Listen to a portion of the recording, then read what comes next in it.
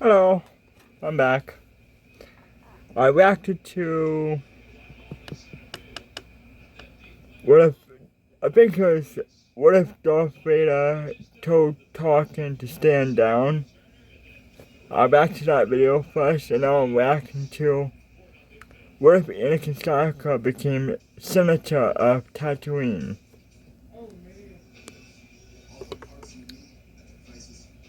Yeah, Senator of Tatooine. So yeah, don't forget to subscribe, like, and share. And I have PPSW's channel in the description as always. And again, I'll be focusing on more reactions for the time being. I'll be doing most likely only reactions. Throw something like randomly, throw something different in the mix. But yeah, I'm most likely going to be focusing on reactions for the time being. And don't forget to subscribe, like, and share. And don't forget to check out my reaction playlist too on my channel.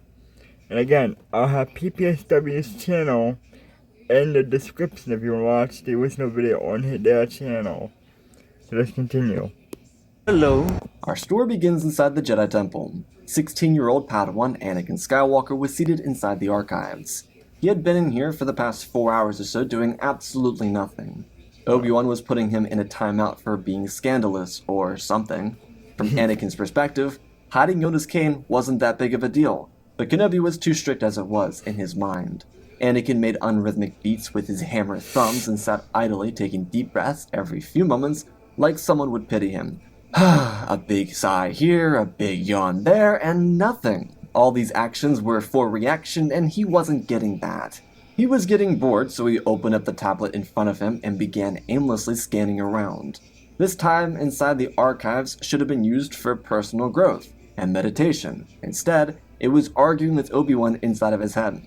The type of argument you have in the shower a day after the original argument ended type of thing. Just being frustrated at the situation, wishing that he used this dig rather than that one, and said this rather than that. The simple troubles of a 16-year-old rebel inside the Jedi Order.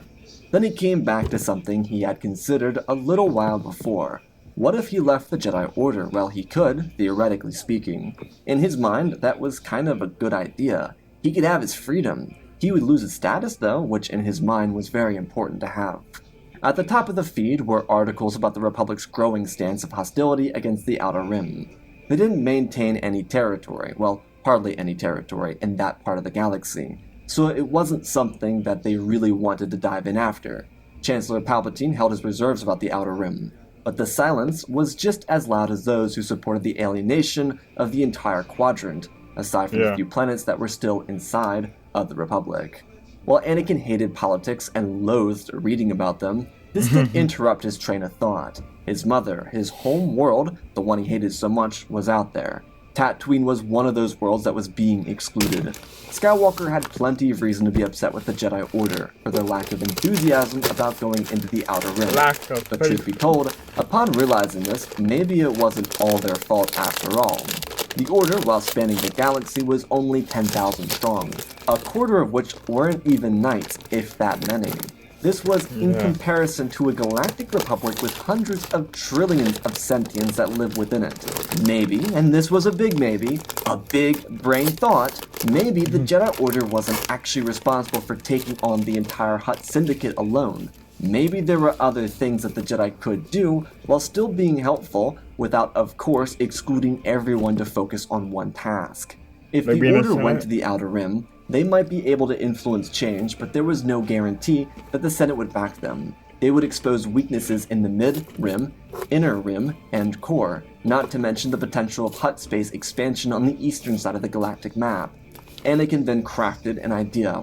He could change that. If he revoked his status as a Jedi, he could become a senator for Tatooine and change things for the better.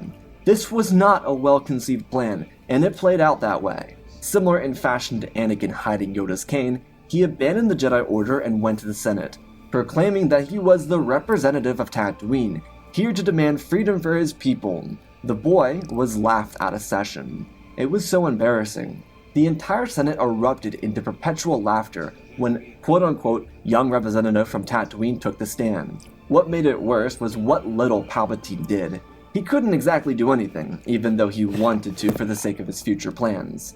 But if he did, it would backfire on him for doing anything remotely for Anakin. He just had to kind of let this play out.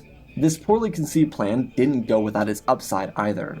Anakin believed he could just become a senator and that would work. Technically, he wasn't wrong, which was the worst part about it. But the Senate would never recognize him as a senator or representative, especially not of Tatooine, without proper change. Due to the planet belonging to the Hutts, Skywalker needed to prove that the people on the planet were capable of being worthy of being a part of the Galactic Republic. Even more woefully, Palpatine would have to accept Tatooine into the ranks of said republic, which was something he would never do due to his own plans for civil war. Though that previously referenced plus side was what Anakin stole. With Obi-Wan trying to figure out how to appropriately handle Anakin's punishment, he snuck into the Jedi stockpile and transferred 100,000 Republic credits to himself, and then pulled all those credits out of his account before going to the Senate building. So yeah, he was laughed out of the Senate, but he still had some money to his name, which in his mind, 100,000 was a lot. It wasn't. He could buy maybe a good starship and get some fuel to get from Tatooine to here, and enough credits left over to pay for food, which wouldn't last him more than a month or two on Coruscant, and it wouldn't do him any good on Tatooine because they didn't use Republic currency. But it was 100,000 credits, right? With his failure already out of the way, Anakin went to a ship lot and purchased a YV-664 light freighter. It was used, but lightly so. More of a collector's item for an old head in the economic district. The man had passed away and the family sold off some of his stuff, which meant that Anakin could play treasure hunt with his new ship. In hidden compartments were thousands of credits just lying around. The man was a high roller, and he liked to keep some spending money away from his next of kin, or the savages that were referred to by the outside world as children. To him, they were people waiting for him to die. But that was a story beyond Anakin's own comprehension at the moment. With the ship collected, he went to the Outer Rim and began his ride to superstardom, so he could become that senator of Tatooine. He hadn't yet realized how challenging this would be. His rash decision had bitten him in the backside, and yet he was way too stubborn to just give up now. What would he do? Go back to the temple as a failure? As someone who just got laughed out of the Senate chambers? Go back to the people that already laughed at him for being a slave to his emotions? No! He would go back and rub his success in their arrogant faces. But he needed to start somewhere. How or where was the issue? He took a deep dive on his way to Tatooine, on how to start a political campaign. But there was a remaining issue. On the HoloNet, these articles were lessons on how to craft a campaign in Republic-established worlds. While their processes were all different to varying degrees, the theme was the same. Tatooine was not under such a government. It was ruled by the daimyo, one with absolute power and one of the most powerful beings in the Outer Rim, leaving Anakin with one question: how? When he eventually landed inside of his hometown, the question loomed over his head like a cloud. He felt encircled by the shroud of darkness and he didn't know how to escape it. Anakin walked from the ramp and found an individual waiting for their pay. Anakin tried to give Republic credits, but that didn't work, and the individual working the hangar bay told him that he would have 3 days to give him the credits to pay for these days, or he'd be sent to Jabba and have his money ripped out of him. Anakin nodded his head and scurried away from the hangar. This was generous, but the man did believe that if Anakin didn't pay up, then he could have his well-maintained freighter, so why even bother getting the payment? The kid probably stole it as it was. It was free money for the hangar operator either way. This was the business of Mos Espa, a business that was encouraged by one of the most powerful crime families in the galaxy, a family whose most powerful leader basked under the twin suns of dusty old Tatooine. Anakin attempted to copy some routines he had seen from politicians on other worlds. He didn't have a political presence, and he didn't have a campaign direction. All he could say was he wanted to bring Tatooine into the Republic. And the question is, do you think that worked well? Because it didn't. These people didn't want to be represented by a corrupt government. They were fine being comfortably uncomfortable under the Hutts, because that's what those slugs told them was the right thing to believe. It was horrid manipulation of a group of people that had been cast aside not even by choice. Anakin's continued failures were necessary. They destroyed his morale and crippled any sense of stubborn motivation he had left. But by the time the third day rolled around, he had at the very least gathered enough credits up to fund for his parking inside the hangar bay. So this was proof that good people would listen. Just to ease Anakin's mind, He made sure that all the credits that were donated out of pure pity were set aside in Republic currency so that it all went back to the people of Tatooine. That, in his mind, was very important. A credit for a credit system. Every donation they gave went right back to them. He had searched for his mother, but he never got a chance to go out and visit her. So, with his 3 days up, that's what he did. At the Lars homestead out past Anchorhead, he reunited with his mother and met the Lars family, a group of moisture farmers that lived off the land and paid tribute to the daimyo. It wasn't an easy life, but with as many members to their family as this, they were able to make it by on scraps. Anakin asked some questions about things that a Jedi shouldn't be that interested in, but he wasn't one of those anymore, explaining what his true purpose on Tatooine was. Anakin was excited about the prospect of doing something huge with his life here, and taking it in a direction that could positively impact the lives of those he abandoned all those years ago. The biggest inspiration for him was his mother, but on top of that, it was the Lars family themselves. This inspiration was because he had realized something. In his discussions with Klieg Lars, he learned about how miserable their lives had become. Anakin suggested mounting up, and while that was a sound idea, Jabba had scared off the other moisture farmers. There were movements in the past, definitely, but the bigger farms were bought off by the Hutts, and then the smaller ones lost power. Of course, as Klieg laughed in remarks, the Hutts didn't even know how to run those farms, so they were put out of commission just as quickly as they were bought.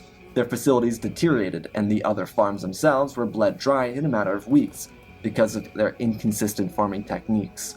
Klieg was disappointed by this at the time, but told Anakin that there were no more large farms. So Anakin suggested coming together and forming a unit. Klieg asked if he meant a union, and young Skywalker nodded. The elder Lars was a bit too worried about this. The last time a proper union formed on the planet, the Hutts flogged them until death, publicly. While Shmi wouldn't like this answer, it was a one-of-a-kind answer to be expected from Anakin. He told Klieg that he would run as their face. Any punishment given to the Union would come down on his back instead of theirs. Klieg asked why he was doing this. It didn't make sense. He had the perfect life on Coruscant with the Jedi, and Anakin said that Tatooine needed representation within the Republic. If they could get it, they could change the lives of trillions of beings. The Outer Rim was controlled by rival criminal syndicates and families. Anakin suggested if they could unionize, then perhaps they could garner more support from the massive cities. Klieg patted Anakin on the shoulder, walking away and telling the young man that he had wishful thinking. He supported him, truly. If Shmi loved Anakin, and she did, Klieg loved him too. But this was an uphill battle, one that would be nearly impossible. Anakin understood this, but he had a plan brewing. It wasn't much, but it was something. He disappeared into his YV freighter and began flying out to the multitude of moisture farmers across the planet. He didn't hit every single one of them, but he started communicating, understanding their desires, and things that would make their lives easier. These individuals, per Anakin's instruction, started getting into contact with their neighbors, buddies, and even rivals, and he started finding new sources of interactions. This came in the form of cantinas, Jawas, and other lines of work, like mechanical work, or food service type of stuff. These were the main focuses on Tatooine. There was education, but with all the slavery, it was more of homeschooling. Anakin could also really appeal to these people because he was a slave that was born on and around Tatooine. He could capitalize off of his past, and if he could mobilize a political movement, he could compete with the Hutts, and he believed he would. See, Anakin's plan wasn't to war with the crime family. Their ties to incredible wealth was their strength.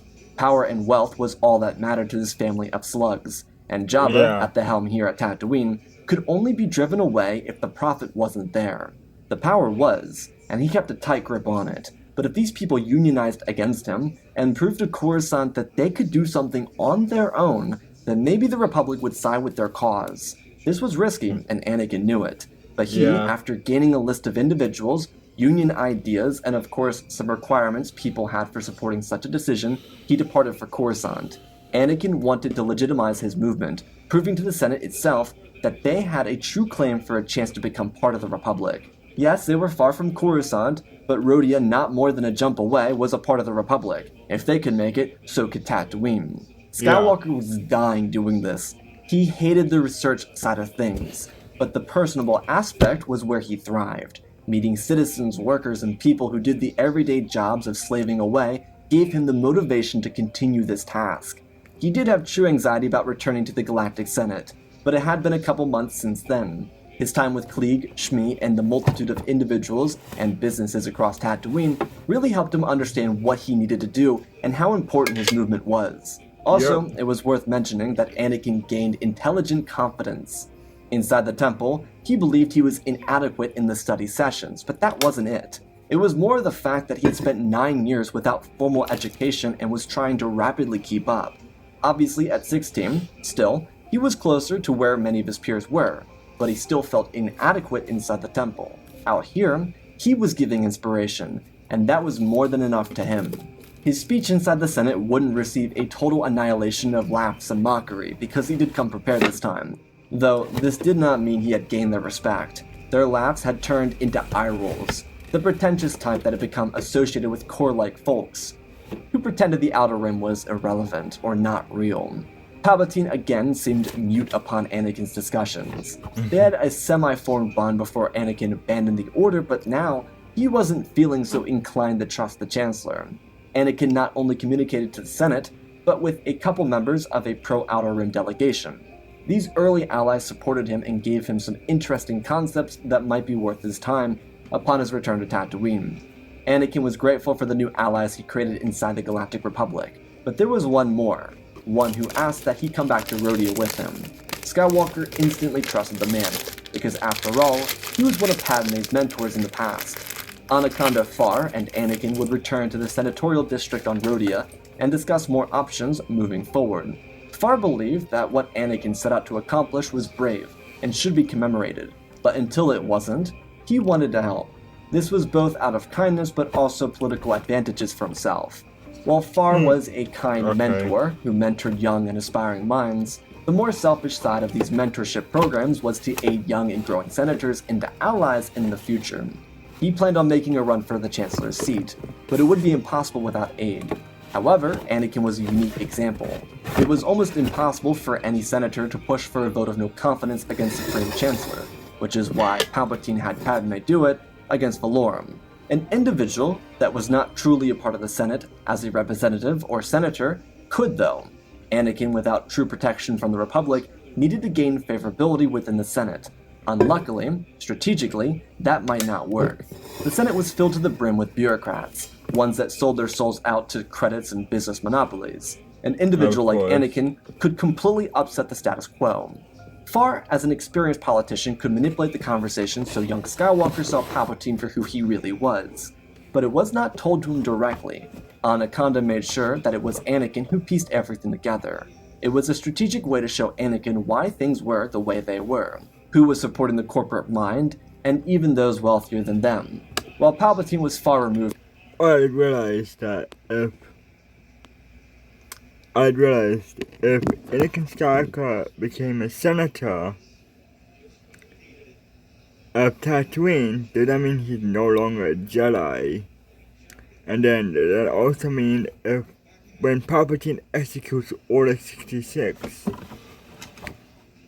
Skywalker won't be executed? Because one, he won't be a Sith Lord, and two, he's no longer a Jedi since he's now a senator. So yeah.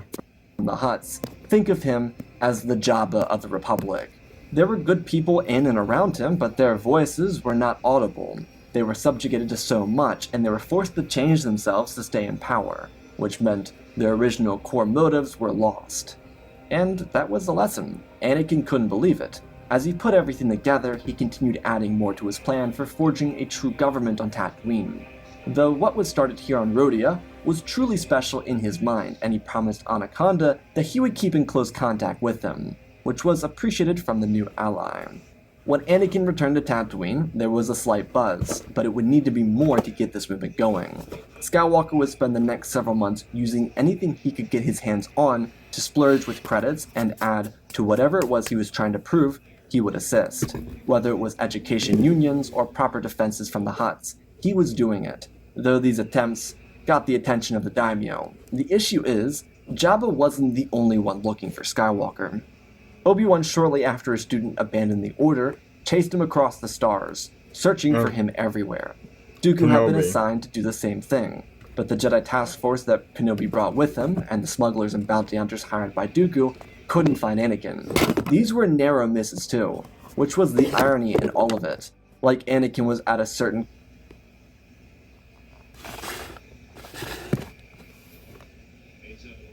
brought with him, and the smugglers and bounty hunters hired by Dooku couldn't find Anakin. These were narrow misses too, which was the irony in all of it. Like Anakin was at a certain cantina and finished eating a couple minutes before the Jedi walked in to not find him.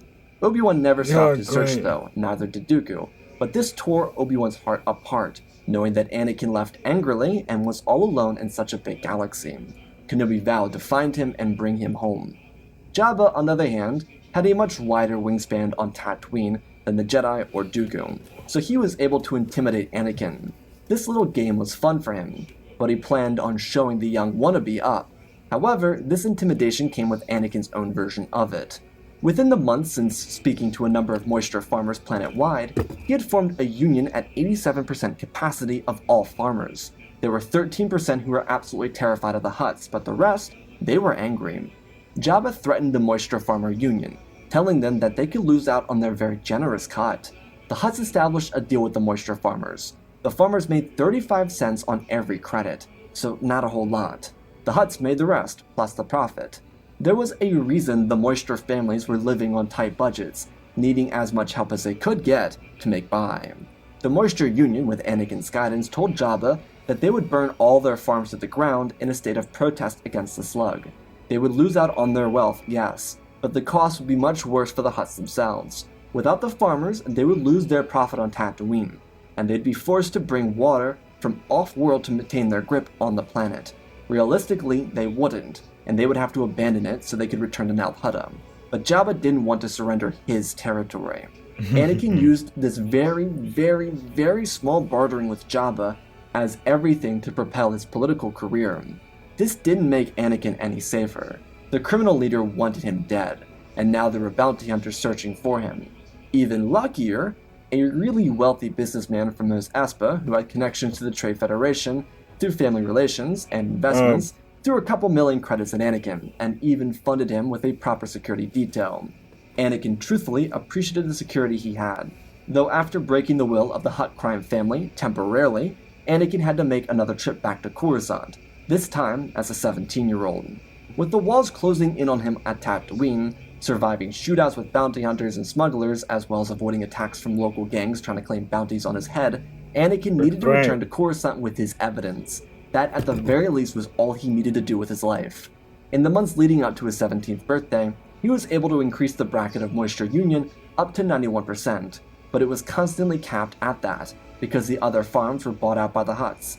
Luckily for Anakin, thanks to his early work in speaking with what would become his constituents, he was able to form unions in the meantime. With the Hutts focused on the Moisture Union, a labor union was started with the Jawas, and it monopolized planet-wide, because those little guys know each other. And then, that labor union spread into cities, branching off into different variations. It was pretty brilliant in his own mind. With how little teachers there were, he was able to present a teacher union very quickly as well. Anakin knew all of this was relatively arbitrary, but he was stat padding. He needed some form of presentation, and he had it here with this. Proof that the people wanted change, and proof that he needed an alliance with the Republic to break the will of the Hutts.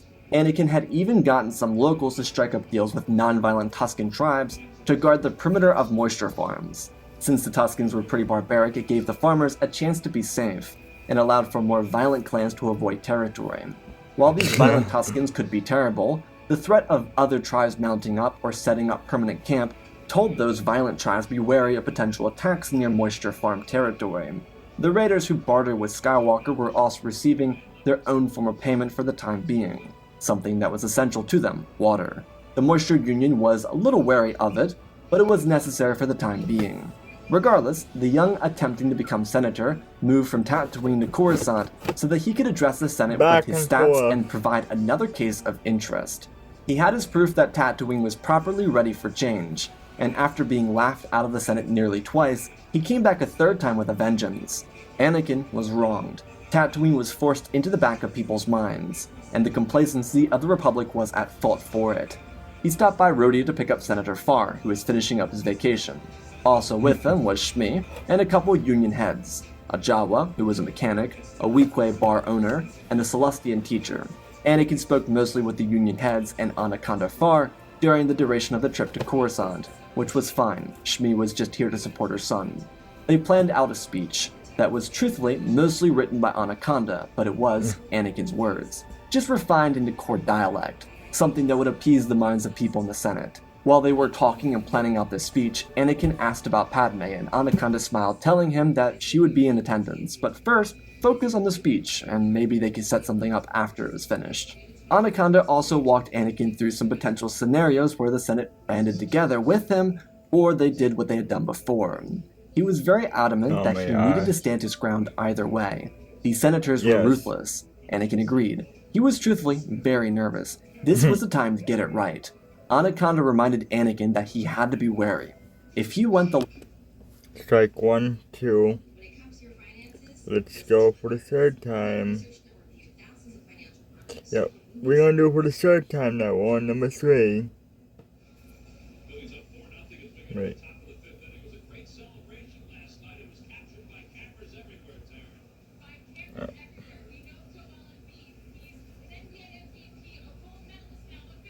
Yeah, we're on number 3, so 1, 2, 3. So, we're on the third one.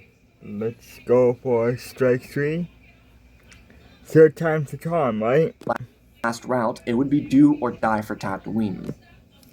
Third time's the charm, so let's go. Palpatine made the right people happy, and that was all that mattered for re-election. But if Skywalker could disrupt that status quo, then there was a chance that something could be changed or influenced. But Anaconda warned it could jeopardize his people and his entire political career. It was a last option because it was all or nothing. When they arrived inside the Senate chambers, Anakin wore a new cloak, one outfitted by Senator Farr's stylist. He was presented in core standards, with people that did not make the mark, which was intended. Anakin made his way to the podium and slid out to the middle of the massive building. Senator Farr's... How come that it fits him? Like, I can see it. I can see if Skywalker was a senator.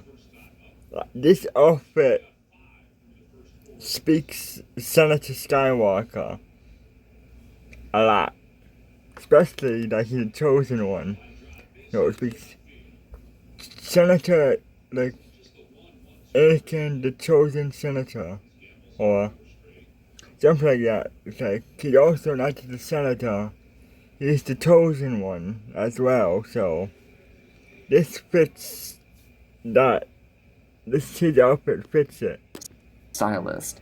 He was presented in core standards, with people that did not make the mark, which was intended. Anakin made his way to the podium and slid out to the middle of the massive building. This was his third time. Anakin was visibly nervous. His index finger was digging at the corner of his thumb, ripping up skin, and his other hand was grasping the actual podium itself until his knuckles were pale. His eyes scanned the first few words of his speech, and they caught in his throat. A representative from the Trade Federation mockingly told the representative from Tatooine to take the stand. Anakin looked up and began his speech, slipping over the first 2 words and starting over.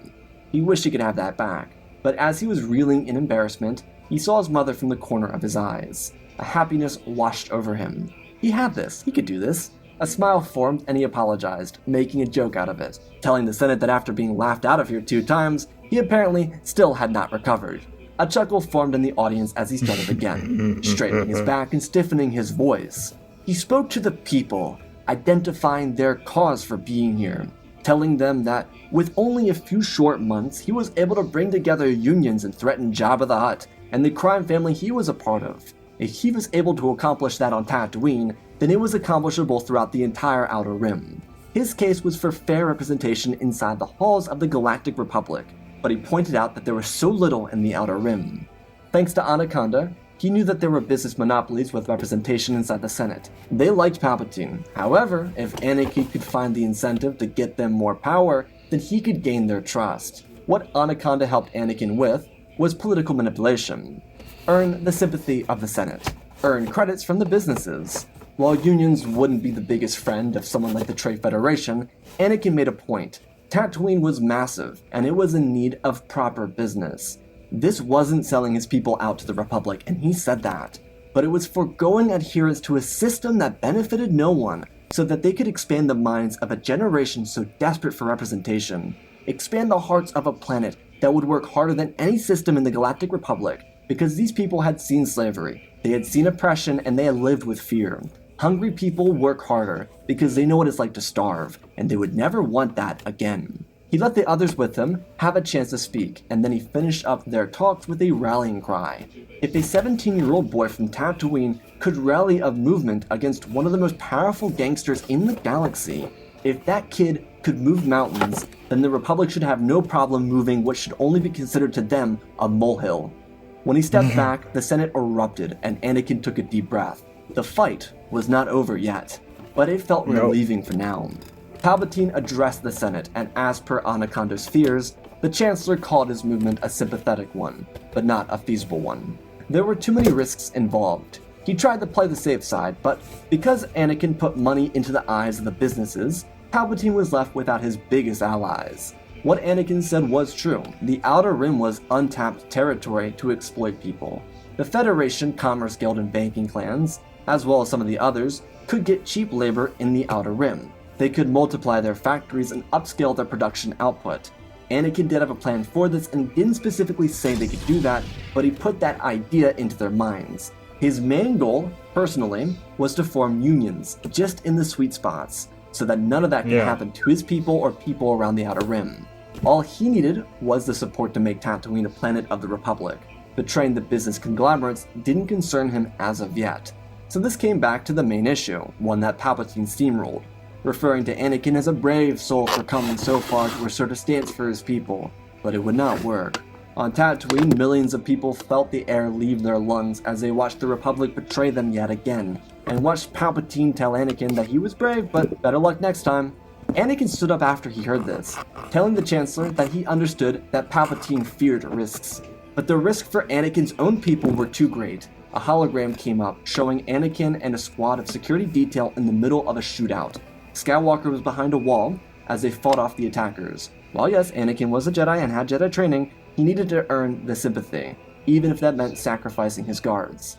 It killed him on the inside, but they were necessary deaths, ones for the greater good of Tatooine. Yes. On another hologram, he showed a transport of his that was destroyed by a bounty hunter sent by the Hutts.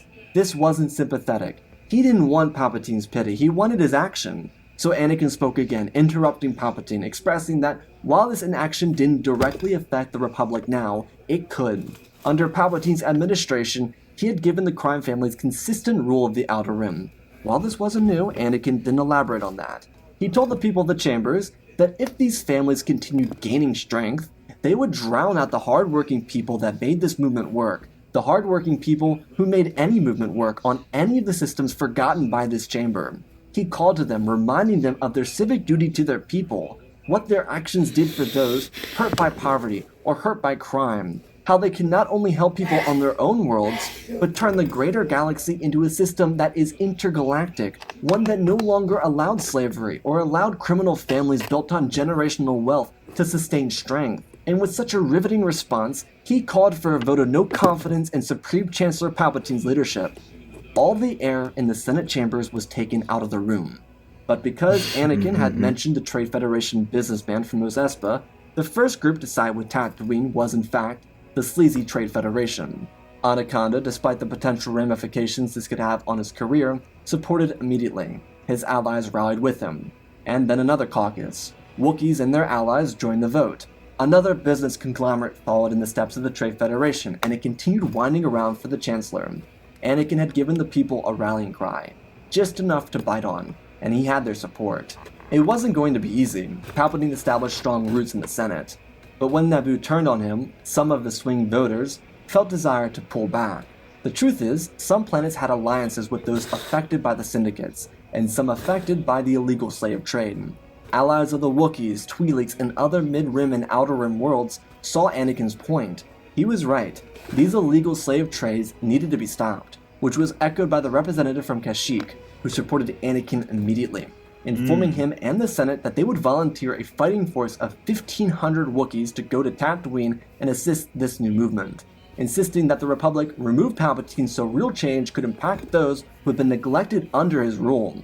Once the business monopolies flipped, it was really over. The Trade Federation, even after Naboo, had a lot of influence. Padme wasn't siding with the Federation, she was siding with Anakin, the boy she tried so hard to help. She'd been back to Tatooine to free Shmi, but she was gone. Seeing that she was alright warmed Padme's heart. The session would come to an end, and Palpatine's power would slip out from under him, reaching the margin by just enough to force him out of office, making Anakin's motion successful.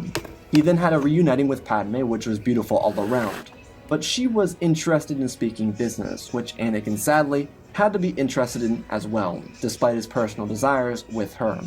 Skywalker, Amidala, and Far made sure that they had their plans set out before Anakin returned to Tatooine. They wanted to send him extra aid, but there were some other conversations that needed to be held, especially around Anakin's resilience in the Senate chambers. Truthfully, the establishment of a government on Tatooine would be necessary as a step forward, and Anakin had to tread lightly. Corporations would desire property and economic control over a recovering system, which is why Far believed they sided with him over Palpatine, Far being right with his belief. With an extra security detail consisting of Rhodians, combined Naboo guards, Wookiees, and a couple other generous donors, Anakin returned to Tatooine. This was a brilliant political play for his people. He didn't wait around on Coruscant to see who the next Chancellor was, and the people respected this about him. It wasn't at all intentional, he just simply didn't care. But he returned with a force ready to bring democracy to the desolate world of Tatooine. Jabba had forces prepared to counter them, but Anakin announced that he did not want conflict to erupt. He was going to bring this system to its knees by forming a true democracy. Individuals interested in the politics of the situation also went to Tatooine to help establish a government, while members of the corporate bodies went to scout out locations to begin construction for the expansion of their monopolized powers. Jabba decided to go with Cold War tactics. He could squash the resistance with force, but instead... Let's see, this is most likely going to be Jabba's downfall. He'll lose his power. Or, well, we know because he becomes senator, because Skywalker becomes senator of Naboo, of Tatooine. But let's see if what happens to what happens to Tatooine? What happens to Jabba? Does he leave Does Jabba leave Tatooine, or do they kill Jabba? And if they do a battle, do they kill him? Like, what happened to Jabba at that point? He would use his best tactics. A slug, a gangster who cheated to win everything, born with generational wealth. He wouldn't cower. He knew he could win a fraudulent election, one that he could rig himself, one that would affirm his rule. If Skywalker wanted to play fairly, then this would be unfair. The individuals who came to defend Anakin were surprised by what they saw. Anakin could only say so much about his home world without sounding like he was trashing it, but it truthfully built up sympathy for him and his movement. Padme and Anaconda were integral to assisting the people of Tatooine with establishing a government. However, Jabba himself made a public appearance to commemorate this remarkable day, insisting that this would be a vote that could win over the public of Tatooine, one showing who was truly deserving of their respect. For weeks, hostilities would continue to grow between them, but nothing would bubble over. With representatives from Coruscant coming to certify everything, it slowly became an uphill battle for Jabba, and for citizens of the planet, hope started to rise. Anakin's name was now a household one, and he flourished in the public eye. He was a little nervous about everything, but the population of Tatooine was rallying. In the meantime, his wealthy investor friend, while being in tandem with the Federation, warned Anakin of what would come if he won. The Federation would swarm this planet, and he needed to ensure the people were ready, which put Anakin in a tight spot. Too many promises to too many people, and he didn't want to disappoint. This is where Padme came in. Because of how stressful everything was at the moment, Anakin couldn't chase his personal desires, and it was the true friendship of Padme that made him appreciate her more than he ever had. She was a guiding hand, helping him navigate through something he had never been prepared for. Meanwhile, on Coruscant, a new Supreme Chancellor was taking office, in the form of Tarson Chancellor Rabish. He was a neutral face in the crowd, a late election year riser, someone who snuck into the ballot and rose exponentially after a tie formed between the two leading candidates. Rabish was able to rise into the position to become the first Tarsumet Chancellor since Drellic. In his leadership, Rabish himself would go to Tatooine to certify the results of this election, one that had been kept on a tight leash with Republic influence everywhere.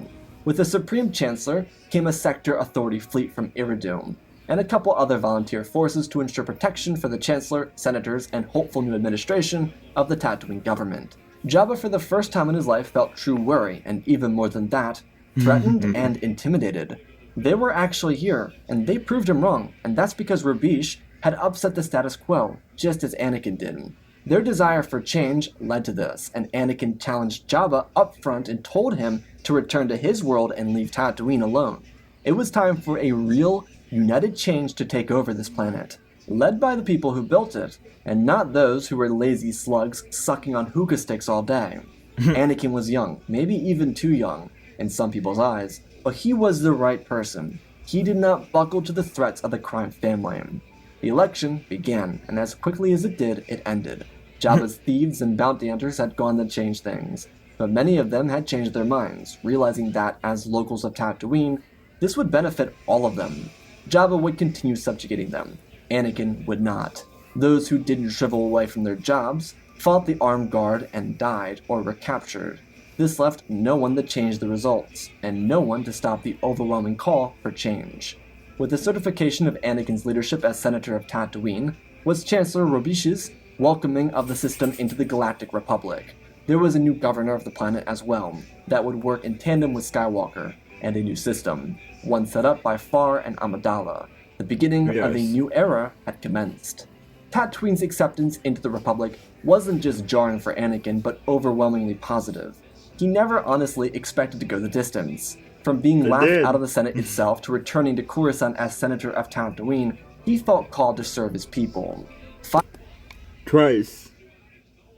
Almost 3 times, not once, twice. And almost a third time, so almost 3 times, so yeah. Finally, almost 3 times, and he came back all 3 times, and he came back again.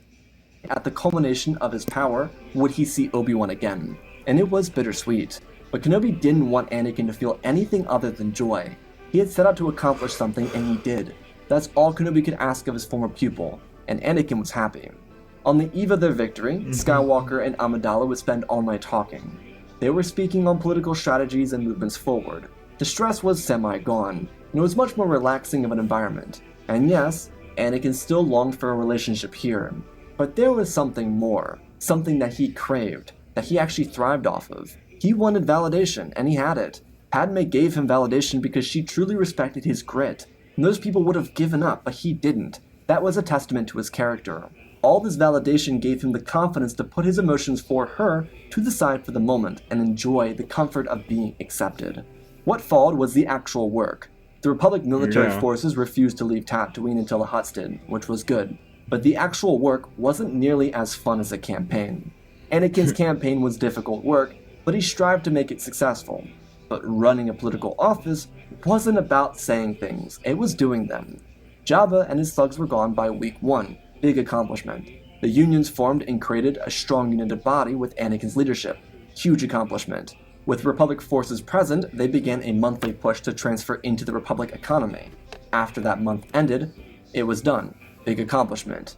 The best part is, in Anakin's mind about working on a planet that was so desecrated, is that it would be especially hard for him to lose favor. But they also had themselves a miniature sandbox to work with, so they had a lot they could do. The Federation donor wanted one thing from Anakin, which was a casino. It was a difficult thing because budget restraints, but Anakin was able to do a little switch up on the donor. Anakin's efforts went into a local academy, a K-12, that was built in the middle of multiple cities.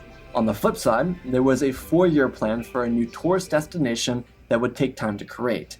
Anakin had a great plan, and that was his promise to the Federation man. Due to alliances with the Tuscans, he was able to learn of a geyser that was bubbling with water in the Dune Sea. It was far removed from civilization, but he planned on cutting a deal with the Moisture Union. He would split the water equally, turn it into a huge tourist destination, a pool area and a casino, promising the donor a facility that would garner attraction and credits. Gambling was also allowed in the new constitution. What became the biggest challenge was delegating time on Coruscant and time on Tatooine. He wasn't just a part of the Republic, but a new member of the delegation of 2000. All the while, despite Anakin's efforts to change the course of history on Tatooine, Dooku and Palpatine were forming their own issues. Count Dooku had become quite evil since his execution of Yaddle. He murdered, cheated, and was controlled by Sith greed. But the change within the Republic was dangling keys in his face.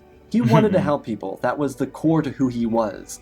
And with Palpatine trying to get Dooku into political power, which he lost out to Supreme Chancellor Rabish, arguments continued getting out of hand between the two Sith. Palpatine wanted Dooku to push the galaxy closer to civil war. But why do that? The change was coming, and instead of being on the wrong side, Dooku's funds and credits could be used for good. In a meeting with his master, a duel ensued, one that Palpatine could not anticipate.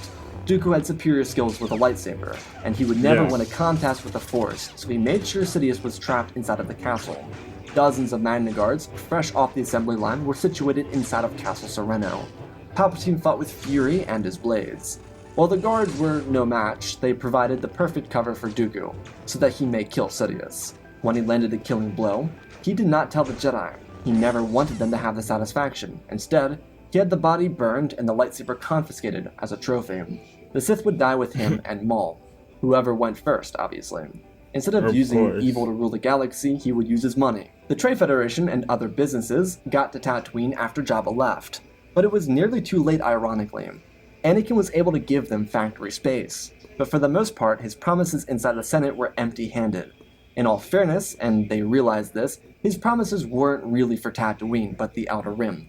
Anakin played on their emotions, which is why veteran Senator Anaconda Farr was so necessary for writing his backup plans and speeches. Without Anaconda, this would have never gotten this far.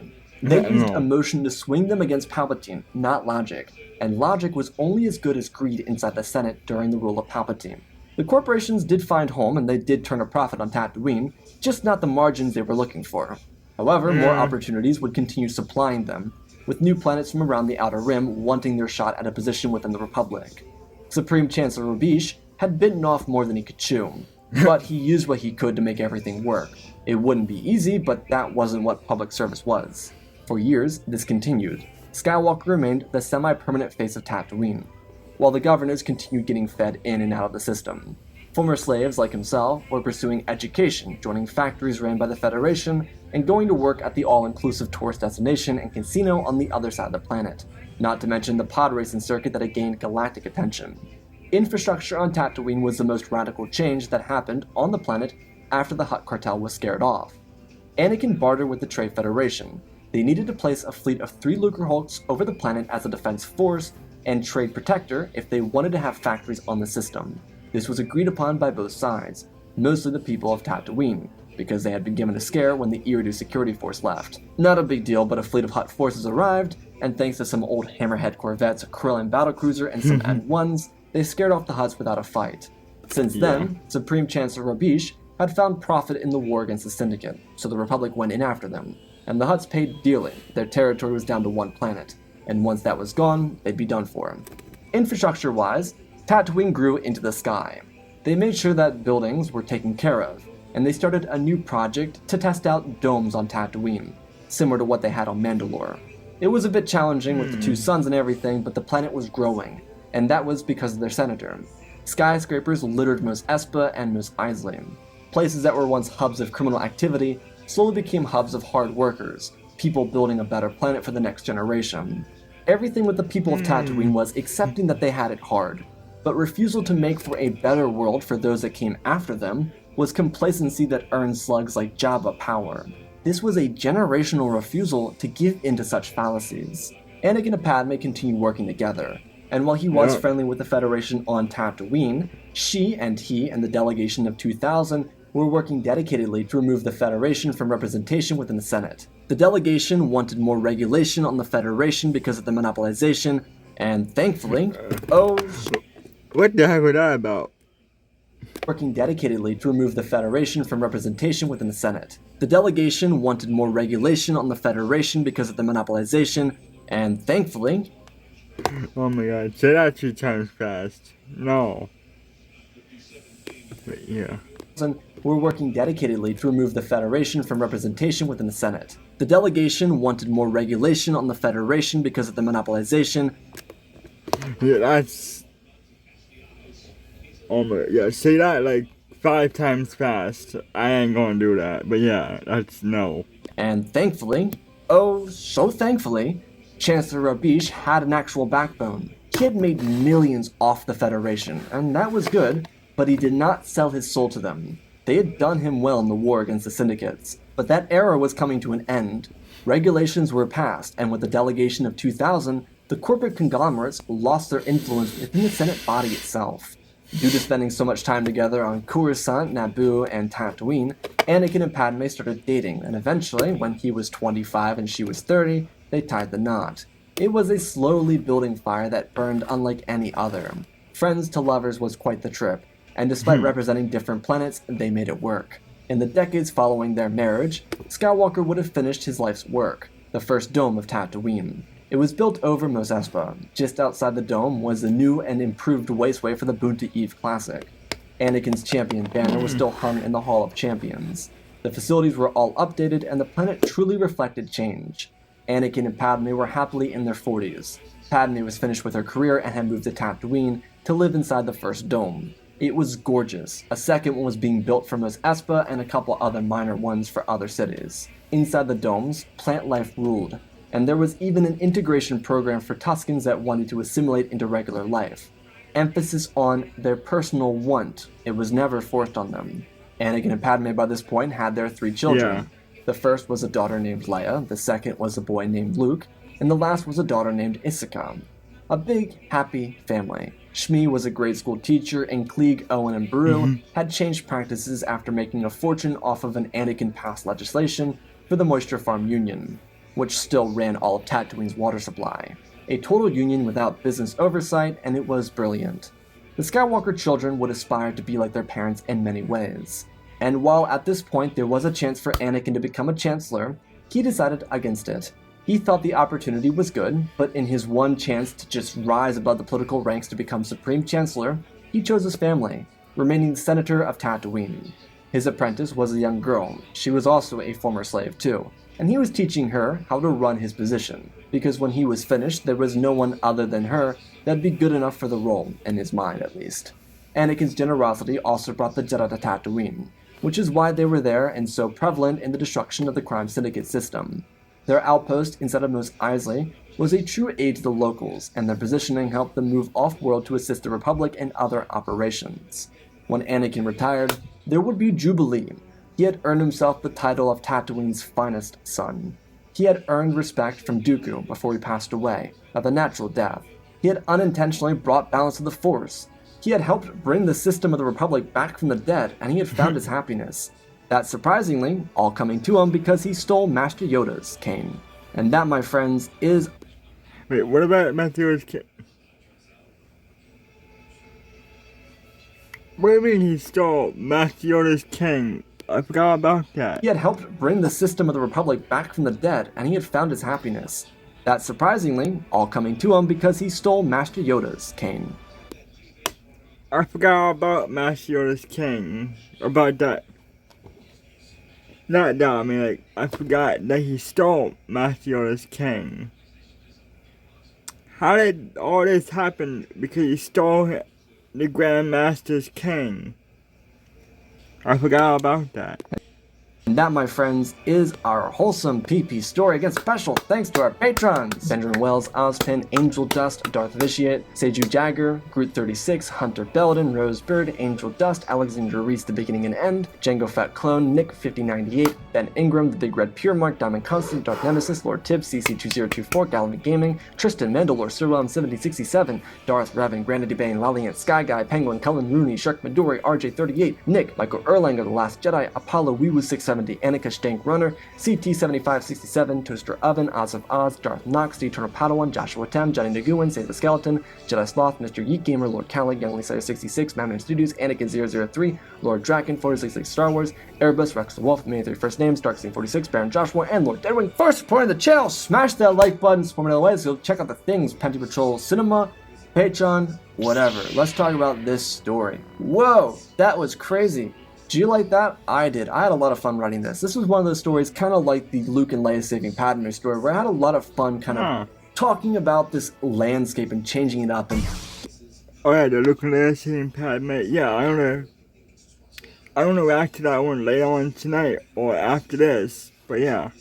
giving Anakin this motivation, I really like the idea of having Anakin do it unintentionally or just going in there on a whim and being shown up, being laughed out of the Senate, and then being like so stubborn that he's like, all right, I gotta get this right. I cannot be laughed out because I am better than all of you, kind of thing. And I think that Yeah. motivation of being stubborn would really be a pushing factor for him. I do believe there are other ways that this story could have gone with him taking on the syndicate or taking on Palpatine or taking on this, that, or the other. But this story desperately needed to be focused on Tatooine. Without him actually going against Jabba or going against the criminal syndicates without support from the Republic, I don't think this story works. And so that, for me, is why I focused entirely on his developmental side into Senator of Tatooine. Instead of him fighting the Clone Wars as a Senator, I think this fits him narratively much better. But I hope you all enjoyed the story. This was a ton of fun for Yeah. me. I think this is going to make the top 15. I love you all. Spread the love. And always mind, my friends, may the Force be with you. Yeah. Yup. And that's it. I'm gonna react to this one after I react to this one I'm reacting to now. So yeah.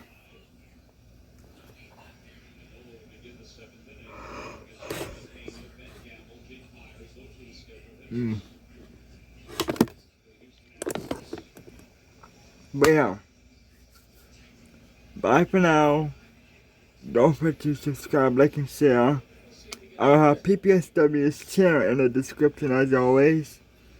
And don't forget to subscribe, like, and share. And also don't forget to check out my reaction playlist to see more of my reactions too. And I'll be reacting to this one later tonight. Anyway, bye for now. I'll see you next time. Bye.